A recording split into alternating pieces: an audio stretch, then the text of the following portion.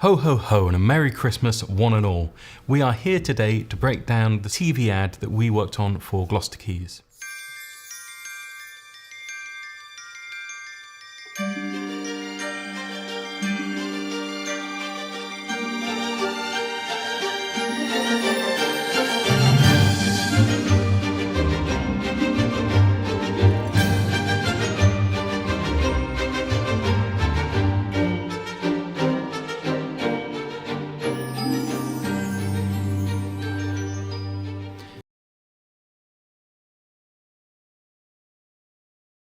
So now I'm going to take a few minutes and break down the stuff which probably everyone is most interested in for this, and that's the lighting setups.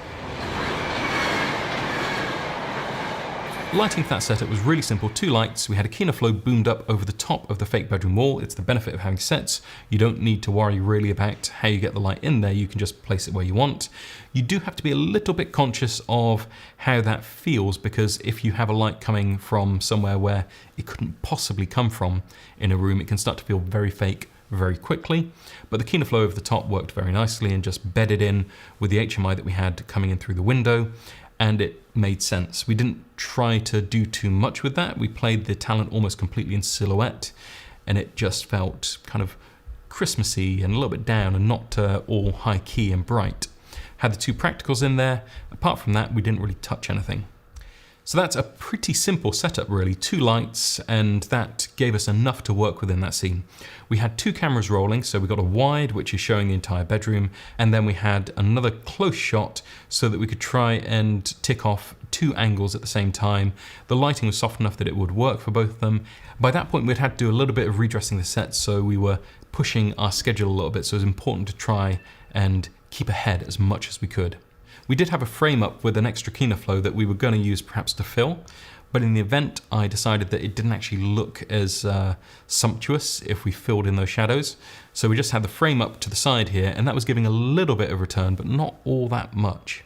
There's one other element that I want to spend a little bit of time talking about.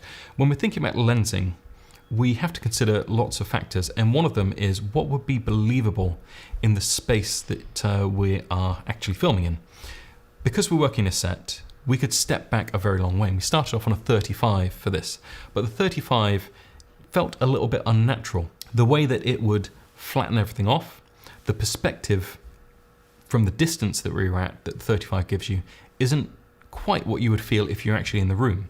So we changed out to the 25, stepped in a little bit closer, and it just brought everything to life a little bit more. And it's mostly because perspective is something which you deal with all the time. And as a human, you exist in spaces, you know what it feels like. And if all of a sudden you're on a very long lens, getting a very flat, planimetric kind of shot, it takes it out of the real world and moves it into something else. Imagine like a Wes Anderson film where you have those very long lenses, those very precise moves, and those very linear lines.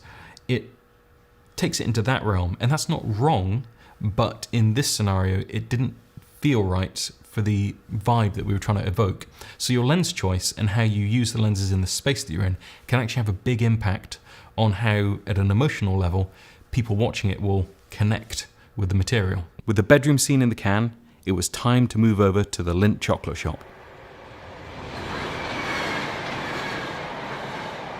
We're dealing with a big shop window in a centre, so we needed to make sure that 1, people weren't going to be crossing, so we had to cordon off an area, we had security for that. 2, we needed to bring in an awful lot of neg fill, so we're using our big 2 metre and 3 metre Lastalite skylight frames to place wherever there would be a reflection in the shop window, just to completely eliminate it. The only reflections that we wanted to see were the shots of the boy coming across and him reflecting in the glass. So the grip crew moved in, they put up all of those. There were some downlighters coming in, and we just didn't want those to impact on the look of our boy's face. It wouldn't have made sense to shut off all the lighting in the center, we wouldn't have been allowed to, so we just flew up some flags and blocked those out.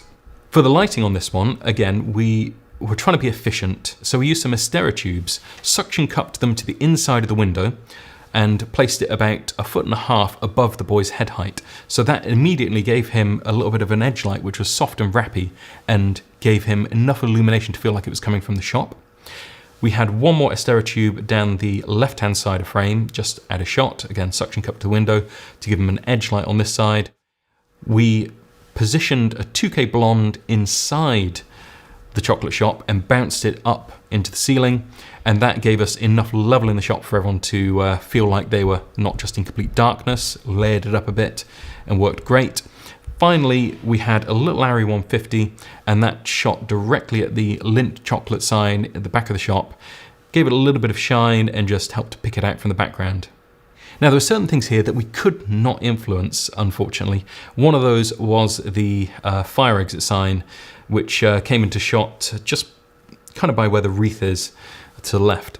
We knew that if we tried to remove that on the day, it would just be a lot of hassle. We'd have to redress the set, we'd have to move things around, and there just wasn't time to do that. I knew that in post we'd be able to do something with it, so I just took the view that I would try and remove it in DaVinci, and indeed it was a quick fix to be able to just mask around that, paint it out, and it saved us a lot of time on set rather than having to redress anything or move anything around. Sometimes you've got to be sensible about what you can do on set with the time that you have. For that setup then, we had 2 Astera tubes, 1 2K blonde, and an Arri 150. There was a 5th light in there, which we tried to use for a little bit of fill, and that was a Arri 800 redhead, just bounced into a little bit of foam core. It gave a little bit of return for the boy, but not all that much. It's really just to give a bit of room tone to the back of his head as he walks through the shot. Biggest takeaway here is negative. You've got to block out everything if you've got reflections in the shot, especially in a busy shopping centre, so those big frames are really what you have to get in to do that. After the chocolate shop, we moved over to our first partial exterior shot. Now, up until this point, we've been working indoors, and the ambient lighting was basically controllable without too much hassle. At this point, we moved outdoors and we were trying to shoot into a restaurant and create a nighttime vibe, but it was still at about, I guess then, 3 o'clock in the afternoon. There was a lot of ambient in the sky, and we needed to bring in some huge frames just to black out the family because they were going to be walking past the window. So they needed to feel like they were walking at night, so we needed all of the light off them. We needed to block all of the light that was coming through the window on the right-hand side, which was very blue, and we were trying to go for a really warm tungsten vibe. We flew a 1K Jemball out on our big boom arm, and that sat kind of in between all of the people who were either sitting at the table here by the window or sitting in the background, gave everyone a nice edge light, and was powerful enough to kick onto the family as well. So really, that setup is just a little bit of negative fill. Take out all of the ambient, take out all the reflections in the glass, and then a little bit from the Jemball just giving that warm glow. Very simple setup. Here it's still moving. We have a handy little box of tricks which we tried to take out on every shoot. It's called the Cool Lighting Box. In this box we have LED bulbs, we have sort of fairy lights, net lights, LED strips, all the kind of things which aren't our regular lighting instruments but can add something to a shoot or be really handy to get you out a tough spot. Now here we needed to get something more Christmassy in because it was feeling a little bit sterile. We didn't have enough of a Christmas vibe. So we called on the Cool Lighting Box, got a runner to bring it down, and the production crew set up a net of lights in the background on the rear wall just to give a bit more separation and layering to what was going on so it didn't feel too flat. When you are working in the daytime, trying to get a nighttime ambient feel, you do need to block out as much as possible, but at the same time, if a little bit creeps through, it just blues the blacks a little bit if you've got enough level from your key light, which in this case was tungsten. So having that tiny bit of blue in there wasn't a bad thing. The weather was with us on this. If it had been a bright sunny day, then we'd have had a lot more sky ambience coming in and we'd need to do a lot more to control it. But again, a very simple setup, 1K Jemball, boomed out, and that pretty much does it with a little bit of neg fill and some practical lights in the background. It's all about being efficient with those lighting strokes and cutting what you can, and then relying on one simple lighting stroke to do the rest. The snow scene with all the trees had 2 elements to it. We were coming out of the wardrobe, so we had to be pushing through the coats, through the trees, and then we flipped around to the other side to see the talent emerging from those trees and coming towards the sign. So although that was one scene, it actually had 2 very different setups which required their own specific rigging and frames and lighting. By far the most complicated setup of the entire shoot was the snow scene. There were many moving parts. We had a jib crane, so at this point everyone's loaded up the Ronin 2 onto the jib.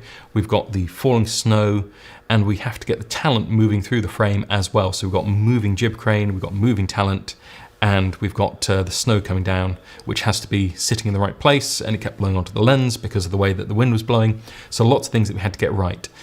Working with kids, so the kids have a limited threshold for how many times they're going to want to do something and how many times they have a good take in them. To start off with, we created our cupboard. That was just a rail of clothes that they could push through. Boxed it in with some negative so that it felt like they were in the dark space, and then we fired a 1.2K HMI kind of towards them so that as they come through there's a little bit of twinkling in the light. Once we were done with the reverse shot of the wardrobe, we moved on to the main snow scene, and at this point we were bringing out the big guns. We had an Arri S360C, which is an absolutely gigantic LED light. So this acted as our key light, and it was big enough and soft enough that it was graceful, and even though we weren't fully at sunset, it was powerful enough to cut through and give us the shape that we needed. In addition to that, we took the 1.2K HMI, threw it in the background as a backlight, and that was gelled a little bit, obviously, to match with the color temperature that we're getting out of the Arri light. When you're dealing with any kind of precipitation, like we've got snow falling just here, you need to have that backlight to really pick it out and make it visible on screen. And it also then helps to give it that magical feel, just tickles the backs of their shoulders and gives you that really Narnia vibe that we were going for. Now, as I mentioned, we were integrating a lot of elements here. We had the snow, we had the actors and actresses moving through the space, and we had the jib moving down as well. Alongside that, Naoki was sniping some long lens shots so that we'd be able to get 2 shots at the same time and make the takes with the actors as efficient as possible so they didn't have to do the same thing again and again for different camera angles. For the Christmas market scene, we didn't have very much time to light everything. Luckily, I had imagined that we might be in this situation, so we called on the Astera tubes to get a really strong look very quickly without the need to run lots of power. And this setup involved trying to light a fairly large space outdoors, but also light the interior of the market stalls as well. For the interior lighting setups, we were going with the Astera tubes, throwing the Astera tubes up high into the stalls, and then relying on the Jemball as the light for the area. So that was our area light thrown up very high on the boom. Generally with the Jemball, what I was trying to do when the talent were walking through the Christmas market scene was have the Jemball slightly behind them and moving along with them as they tracked through the space. We then had a couple of runners holding 2 Astera tubes on the left-hand side of the talent, walking with them. So you got that lovely side light from them. They're a little bit rim-lit by the Jemball, and the Jemball's giving enough light to the area behind them that it doesn't feel like it's just falling off to complete darkness. We did have a couple of options on some Arri 150s deep in the background for bokeh. With the falling snow coming towards the camera in this scene, it meant that the lens kept getting hit with falling snow, and having those lights in the background just flared it out too much. The moisture on the lens really didn't play nicely with those deep background lights. So although they would have been nice, practicalities meant within 2 shots I just said, nope, we'll go without those and just rely on the Jemball to give us our background illumination. Finally, the family come to the stall and they're all drinking hot chocolate. Again, we've got the Jemball behind them, just giving area illumination to all of the extras who are moving around. And then in the actual market stall, there's an Astera tube and then 2 Astera tubes held off to the left-hand side by another grip who's able then to make sure that they're moving a little bit in with the family, catching all of their faces and giving that lovely side light dialed into the right color temperature. It matches with the tungsten and it all fits together really well. To sum up the lighting setup for the market scene then, we had Astera tubes in each of the market stalls, so that's 3 Astera tubes in those market stalls. We had 2 Astera tubes being Hollywooded by a grip, just following the talent wherever we needed, keeping it to the correct side of the frame for us.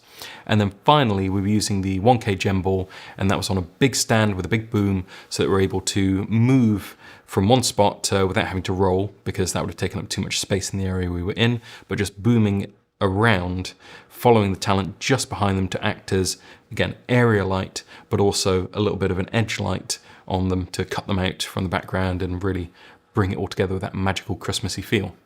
Having the Astera tubes was really useful. It allowed us to stay nimble, and that was very important at the end of the day. They were kind of my fail-safe when I was looking at the kit list, because I knew that worst case scenario, we could just throw them into someone's hands and just get the shot that we needed, and we wouldn't have to grip anything in or do anything complicated. And indeed, because of the way things go, and because of the fact that we were working with children on this, we had a hard cut-off at 8 o'clock, and we couldn't go beyond that. So having that option, by the time we got to the end of the day and things are getting tight and things are getting pushed, we were able to just say, okay, go with the Astera tubes, throw them in there, you grab a couple of them, run along here, up a little bit, down a little bit, left a little bit, make them a little bit warmer, done. So although I love the Arri S360 and I loved the Jemball, the Astera tubes were the star of the show because they were able to be thrown into the places that we needed them really quick.